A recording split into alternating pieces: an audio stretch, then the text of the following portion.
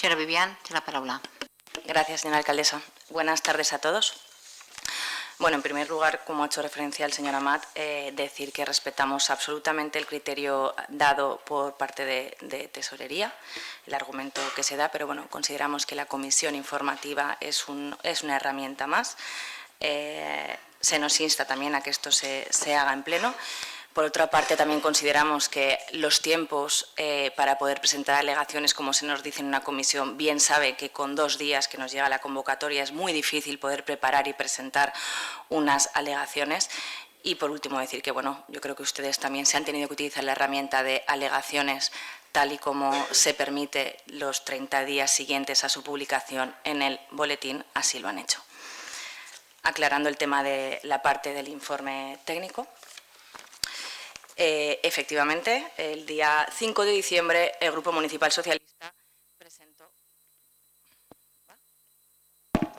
Bueno, el 5 de diciembre, como decía, el Grupo Municipal Socialista presentó alegaciones respecto a la modificación inicial de la ordenanza del IBI que estamos comentando.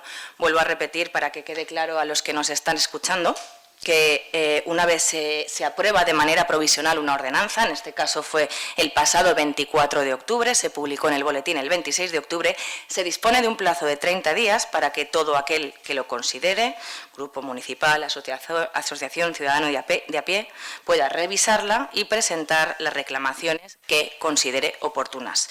En nuestro caso así lo hicimos y nuestras alegaciones se han basado principalmente en 3 pilares. La primera, rebajar el recibo del IBI, aplicable tanto a bienes, a inmuebles de naturaleza urbana como rústica, en un 30% frente al 3,5% que nos presentó el equipo de gobierno.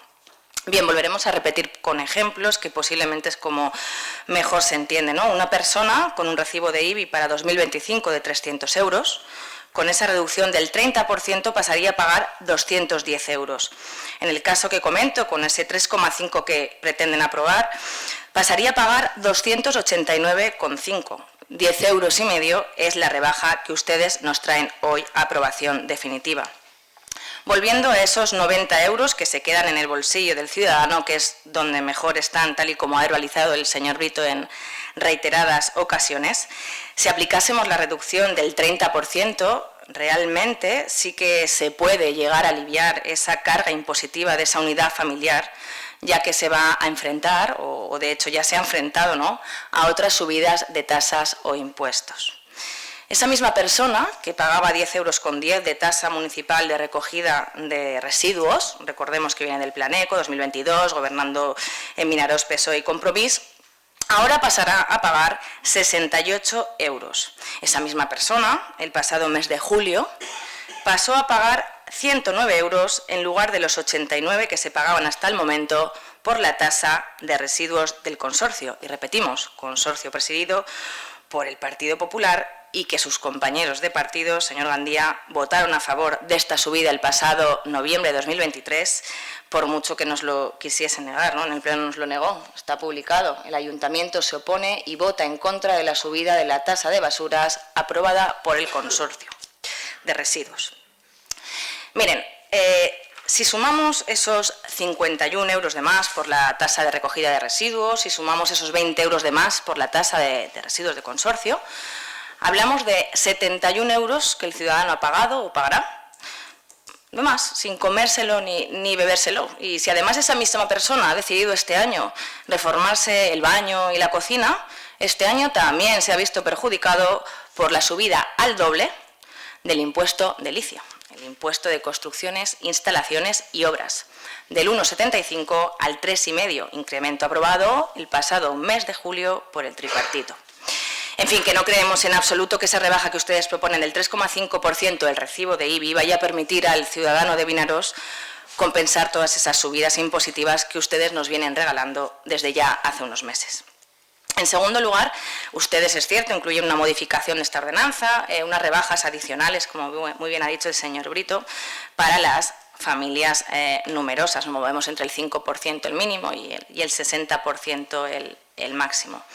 Bueno, pues por el mismo motivo que en el punto anterior, ¿no?, consideramos insuficientes los porcentajes de rebaja que quieren aprobar, ya que no son proporcionales en absoluto a esa subida de tasas o impuestos con respecto a lo que proponen, porque si realmente, tal y como nos dijeron, lo que se trata es de favorecer a aquellas familias que peor lo están pasando. Por otra parte, el Grupo Municipal Socialista, es cierto, eso también, ha considerado necesario incluir una segunda opción a la condición de familia numerosa, haciendo referencia, efectivamente, a la familia monoparental. Y que tanto las familias numerosas como aquellas que estén constituidas por un único progenitor puedan ser beneficiarias de estas bonificaciones. Siendo conscientes de que efectivamente actualmente no disponemos de una ley que ampare esta igualdad entre ambos tipos de familia, y también sabiendo que estamos a puertas muy posiblemente de que sea aprobada definitivamente la Ley de Familias, que busca, entre otras cosas, reforzar la protección social de todos los modelos familiares, así como reconocer nuevos derechos para las familias monoparentales.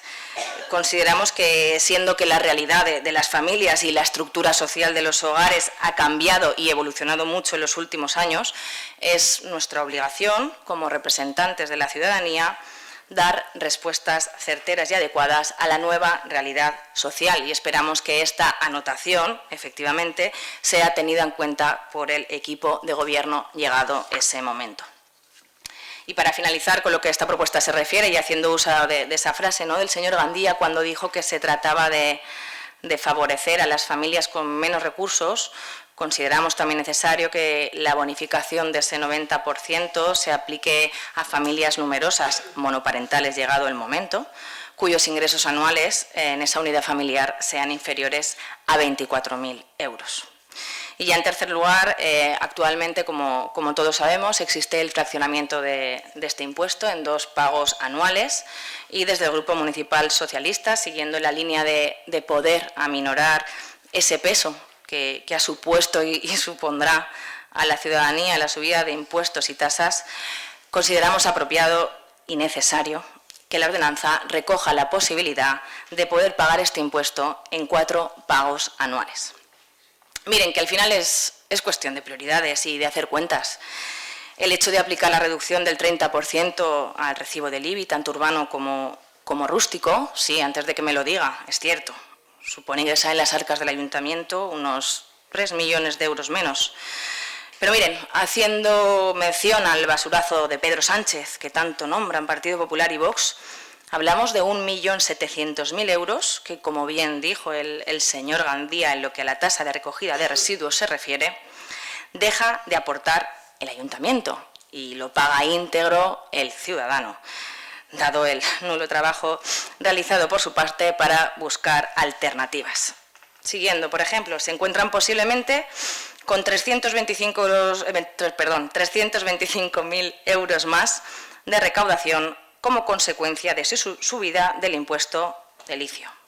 También deciden prescindir de un proyecto de auditorio ya redactado y tirar a la basura 450.000 euros y gastar ahora 665.000 euros en la redacción del proyecto básico de ejecución y dirección facultativa de las obras de construcción de ese nuevo auditorio. Bueno, ya si quiere ya podemos complementar con 3.300 de una cruz de más de 2,5 metros en el cementerio, más de 20.000 euros destinados al concurso internacional de paella valenciana de Sueca y bueno, y sin olvidarnos también de la operación de crédito, de la que también vamos a hablar hoy, ¿no?, de esos 2.300.000 destinados a nuevas infraestructuras urbanas que a día de hoy seguimos sin ponerle nombre, y visto algún expediente que otro, no parece que tengan los informes técnicos favorables suficientes y correspondientes para llevar a cabo su proyecto.